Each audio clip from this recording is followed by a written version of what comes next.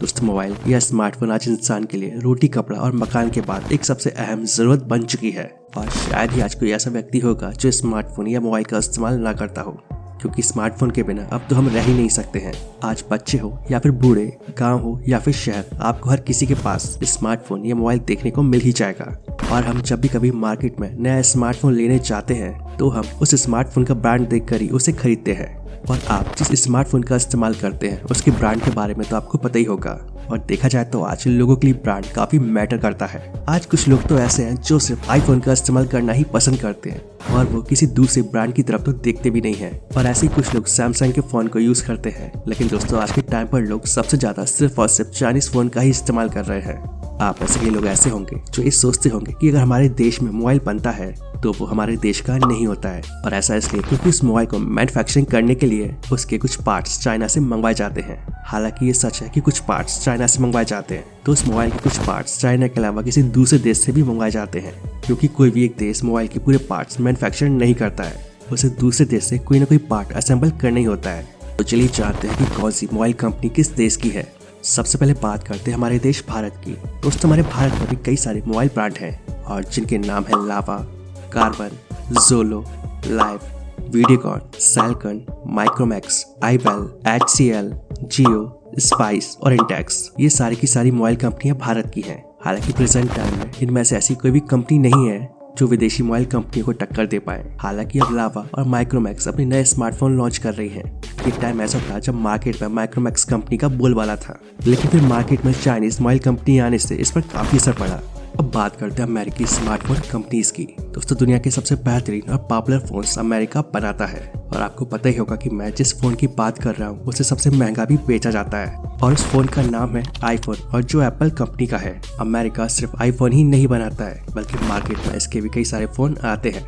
और अमेरिकी smartphone companies में शामिल है Google, Apple, Dell, Microsoft, HP और इन्फोकस। और अगर हम बात करें मोटोरोला की, तो मोटोरोला एक अमेरिकी कंपनी है, लेकिन 2007 से मोटोरोला की पॉपुलैरिटी घटती गई और एक कंपनी घाटे में जाती गई।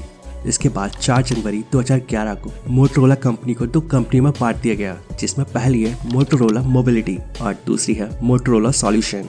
लेकिन साल 2012 में गूगल ने मोटोरोला मोबिलिटी को खरीद लिया था, और फिर 2 साल के बाद ही गूगल ने मोटोरोला को लेनोवो को बेच दिया। और अब लेनोवो की वजह से फिर से मोटोरोला कंपनी आगे आने में लगी हुई है। तो जब मोटोरोला कंपनी बनी तब ये एक चाइनीज कंपनी नहीं थी, लेकिन फिर इसको कई लोगों ने खरीदा और बेचा, और अभी ये कंपनी लेनोवो के पास है। लेकिन शायद आपको जानकर हैरानी हो, लेकिन लेनोवो एक चाइनीज कंपनी है। तो इस तरह से कहा जा सकता है कि मोटोरोला कंपनी का भी पूरा कंट्रोल चीनी कंपनी के पास है। तो अब आप ये खुद ही डिसाइड कर सकते हैं कि मोटोरोला कंपनी कहाँ की है। और अगर आप बात की जाए जापानीज मोबाइल कंपनी की, तो जिस तरह भारत, अमेरिका और चाइना मोबाइल फोन बनाती है, वैसे ही जापान के भी अपने मोबाइल फोन हैं, और जापान भी मोबाइल फोन बनाने में काफी आगे है। Sony, Toshiba, Panasonic, Samsung, Kyocera, ये सभी जापानीज मोबाइल कंपनी हैं। और अब अगर हम बात करें चाइना की, तो इन दिनों ज्यादातर लोग चाइनीज फोन का ही इस्तेमाल कर रहे हैं, लेकिन कई लोग ऐसे हैं जिन्हें ये पता है ही नहीं। और इसकी एक मुख्य वजह है चाइनीज फोन की मार्केटिंग स्ट्रेटेजी।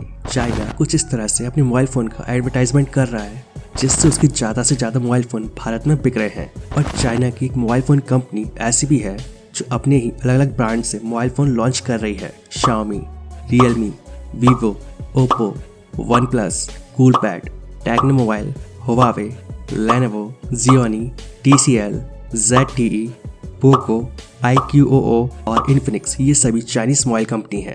वैसे बता दूं कि Infinix हांगकांग बेस्ड कंपनी है और जो चाइना में आता है।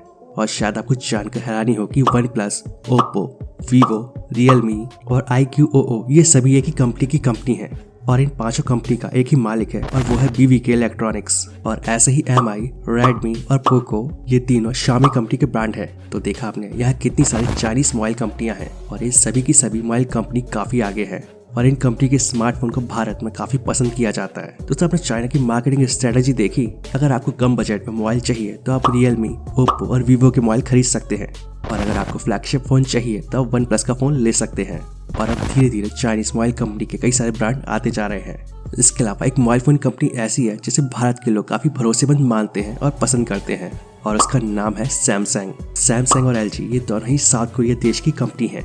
और ये दोनों ही काफी पॉपुलर ब्रांड हैं। हालांकि अब आपको मार्केट में LG कंपनी के मोबाइल फोन नहीं दिखते होंगे, क्योंकि LG ने अब अपनी मोबाइल बिजनेस यूनिट को बंद कर दिया है। अगर बात की जाए नोकिया की, तो नोकिया वो कंपनी है जिसके फोन्स को पहले भारत में काफी ज्यादा पसंद किया जाता था, और नोकिया फिनलैंड की मोबाइल फोन कंपनी है। ऐसी ही कंपनी है ब्लैकबेरी। एक समय ऐसा था जब ब्लैकबेरी काफी पॉपुलर ब्रांड हुआ करता था, लेकिन आज ब्लैकबेरी मार्केट से गायब हो चुका है और ये ब्लैकबेरी कंपनी कनाडा की है।